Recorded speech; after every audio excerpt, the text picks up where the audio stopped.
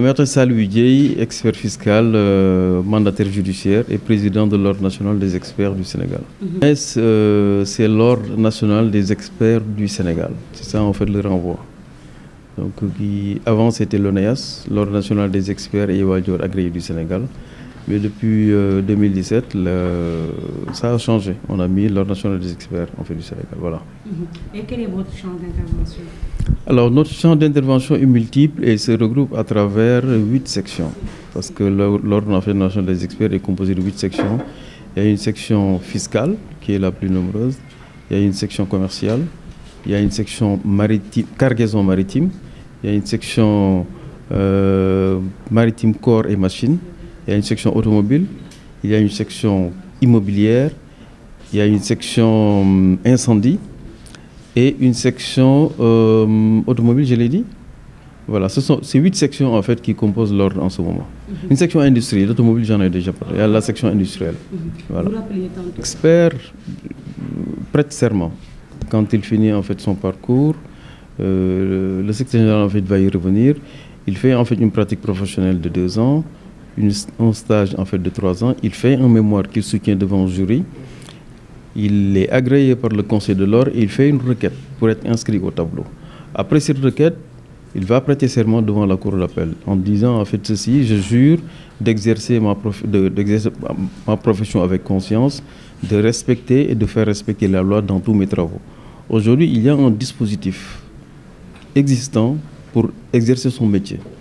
Alors, ce serment fait appel en fait à 2 éléments. Donc, je le disais tout à l'heure, l'élément en fait moral, c'est que l'expert doit être consciencieux, doit avoir une conduite irréprochable, aussi bien dans le cadre de son travail que dans sa vie en fait sociale. Si vous prenez le code des devoirs professionnels de l'ordre, on vous indique la conduite à tenir dans votre vie de famille. Donc, si aujourd'hui vous avez des problèmes, vous pouvez même être traduit devant le conseil de discipline. Au-delà, dans le cadre du travail, il y a un dispositif légal et réglementaire. Donc il y a la loi 2017, il y a en fait le décret d'application, il y a le code des devoirs professionnels, il y a le règlement intérieur.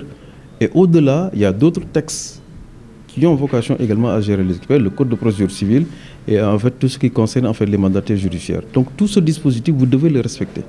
Si vous ne le respectez pas en fait dans le cadre de votre travail, vous aurez des problèmes. Il est arrivé dans le passé que des gens soient traduits devant le conseil de discipline, qui soient sanctionnés, qui soient même radiés. Problème de l'exercice illégal. Aujourd'hui, nous sommes, disons, 221 experts inscrits.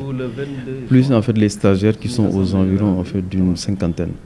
Alors, le problème de l'exercice illégal a toujours existé. Vous savez, les matières fiscales, les gens en fait aiment la fiscalité. Donc, il y a des personnes qui sont en dehors de l'ordre, qui pratiquent aujourd'hui notre métier.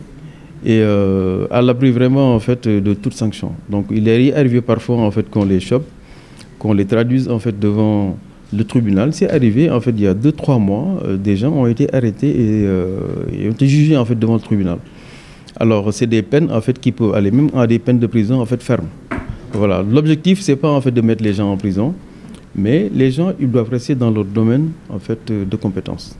Si vous n'êtes pas expert, vous ne pouvez pas en fait aujourd'hui donner l'apparence en fait d'être expert ou de poser des actes en fait qu'un expert devrait poser.